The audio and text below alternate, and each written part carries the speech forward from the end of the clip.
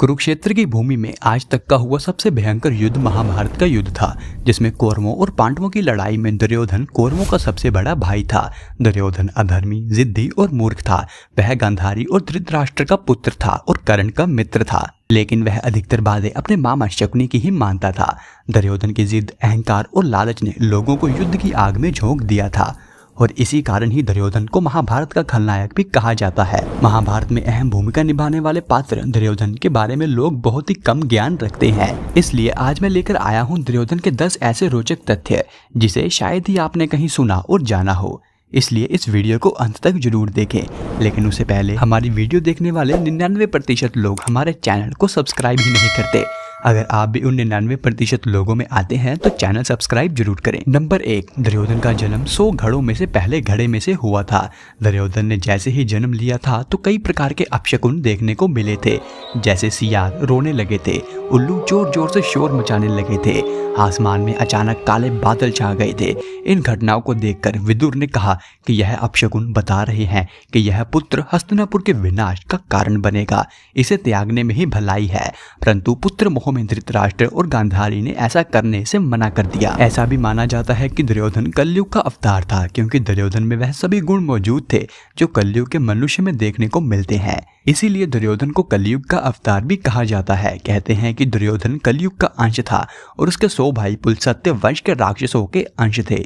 दुर्योधन कुटिल और क्रूर होने के साथ साथ ही गदा युद्ध में भी पारंगत था। उसने शकुनी की चाल के तहत श्री कृष्ण के बड़े भाई बलराम जी से गदा युद्ध करना सीख लिया था। महाभारत काल में बलराम, जरासंध, भीम और दुर्योधन को ही सर्वश्रेष्ठ गदाधारी माना जाता था। रिश्तों में दुर्योधन जहां अर्जुन का सौतेला भाई था, वहीं श्री कृष्ण का समधी भी था। श्री कृष्ण के पुत्र सांब ने दुर्योधन की पुत्री लक्ष्मणा से विवाह किया था। अर्जुन और श्री कृष्ण भी आपस में भाई ही थे, क्योंकि अर्जुन श्री कृष्ण की बुआ कुंती का लड़का था। लेकिन अर्जुन ने जब श्री कृष्ण की बहन सुभद्रा से विवाह किया तो अर्जुन श्री कृष्ण के जीजा बन गए थे। नंबर 5, दुर्योधन ने पांडवों को मारने और राज सिंहासन छीनने के लिए सबसे पहले भीम को जहर देकर नदी में फिकवा दिया, लेकिन भीम जैसे तैसे बच गए। फिर दुर्योधन ने पांडवों को मारने के लिए वारणावत में लक्ष्य ग्रह का निर्माण करवाया।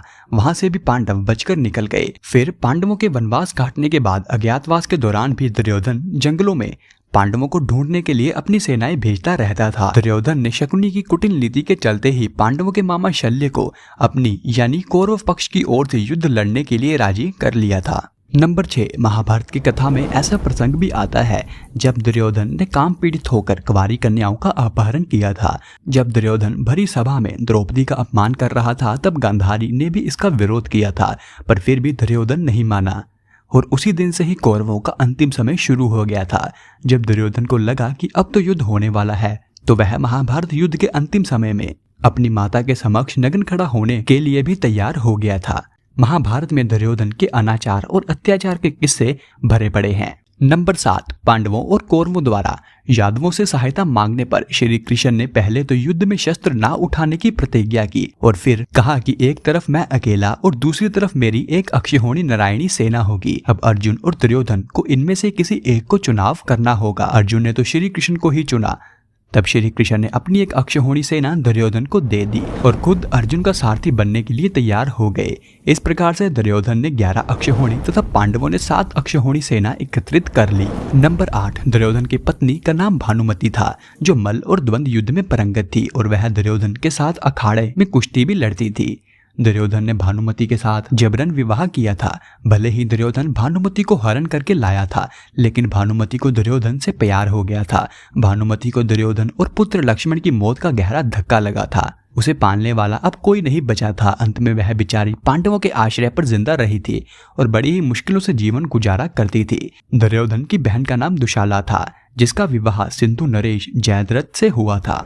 नंबर 9, गांधारी ने अपनी दिव्य दृष्टि से दुर्योधन के शरीर को वज्र के समान बना दिया था, परंतु श्री कृष्ण की नीति के तहत दुर्योधन के गुप्तांग और जांघा कठोर नहीं बन पाई थी।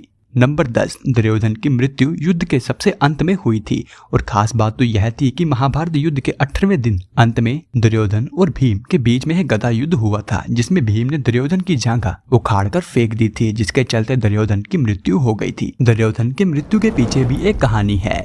एक बार महर्षि मैत्रेय हस्तिनापुर पधारे। विश्राम के बाद धृतराष्ट्र ने पूछा, भगवान वन में पांचों पांडव कुशलता पूर्वक तो है ना? महर्षि ने कहा, वह कुशल है, लेकिन मैंने सुना है कि तुम्हारे पुत्रों ने पांडवों को जुए में धोखे से हराकर वन में भेज दिया। ऐसा कहकर पीछे मुड़ते हुए उन्होंने दुर्योधन से कहा, तुम जानते हो कि पांडव कितने वीर और शक्तिशाली हैं? महर्षि की बात सुनकर दुर्योधन ने क्रोध में अपनी जंघा पर हाथ से ताल ठोक दी। दुर्योधन का यह व्यवहार देखकर महर्षि को क्रोध आ गया। उन्होंने कहा कि तू मेरा तिरस्कार करता है, मेरी बात शांतिपूर्वक सुन नहीं सकता। जा मूर्ख, जिस जांघा पर तू ताल ठोक रहा है उस जांघा को ही भीम अपनी गदा से तोड़ देगा। और युद्ध में भी कुछ ऐसा ही हुआ था। मित्रों, कौरवों की सेना सभी तरह से शक्तिशाली थी। कौरवों के साथ एक से बढ़कर एक महारथी थे, परंतु फिर भी वह सभी हार गए। इसका एकमात्र कारण दुर्योधन ही था, क्योंकि उसने सही समय पर निर्णय नहीं लिया और कई तरह की गलतियां की। पहली गलती उसने श्री कृष्ण की बजाय नारायणी सेना को मांगकर की।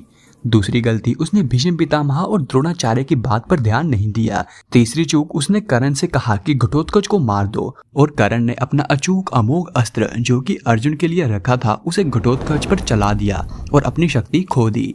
चौथी चूक उसने यह की कि जयद्रथ को वह उचित सुरक्षा नहीं दे पाया। और पांचवी चूक यह की कि उसने उचित समय पर अश्वत्थामा को सेनापति नहीं बनाया, अन्यथा युद्ध का परिणाम कुछ और ही होता। खैर, यह सभी तो बातें हैं। चाहे दुर्योधन यह 5 चूक करता या ना करता, उसका और अधर्म का अंत तो निश्चित ही था। यह वीडियो देखने के लिए आपका धन्यवाद।